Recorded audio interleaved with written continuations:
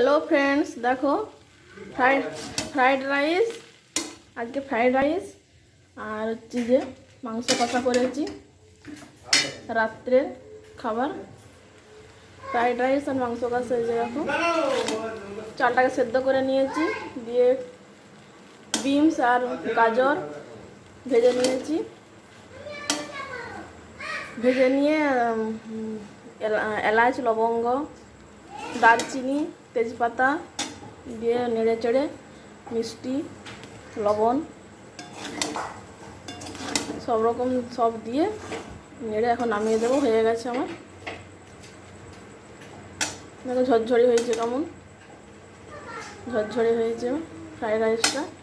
আর মাংস কষাটা যেখানে হয়ে গেছে, দুটোই রাত্রের খাবার। কার ভালো লাগে একটু কমেন্ট করে জানিও। ফ্রাইড